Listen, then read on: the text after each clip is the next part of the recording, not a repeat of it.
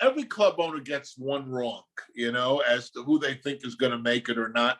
In my Right. case, Jim Gaffigan might have been my one big wrong because, and it wasn't so much that, at the time he wanted to get on the regular shows. He didn't want to be doing mics. He didn't want to be doing the hated bringer show that people hate. So, Right.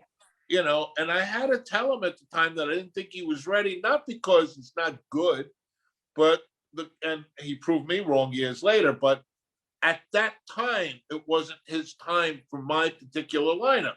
The comics I had going up back then were Bill Hicks, Louis Black, um, David Tell, Louis C.K.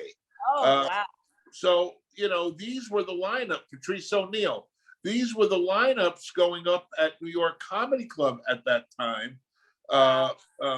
Yeah, so Liz Winstead, Brett Butler, Yeah. so, Oh, these were the comics going up.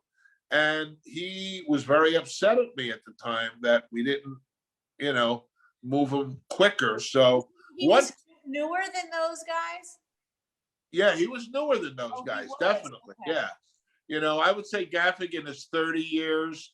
And, Attell might be 35 to 40 years, Oh, I see. I don't know about 40, probably about 35 years, So what happened one night was I had a manager at New York Comedy Club who's now a very respected comic. His name is Brad Trackman. I don't know if you know Brad.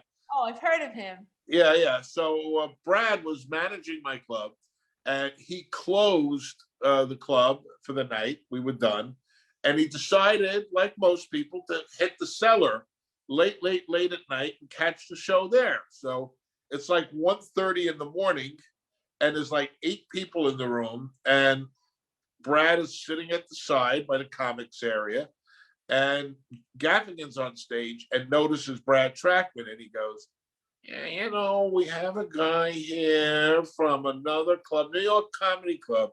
You work for that fat bastard Al Martin, don't you?" And he went off on this poor Brad Trackman for 15 minutes, with an audience there, So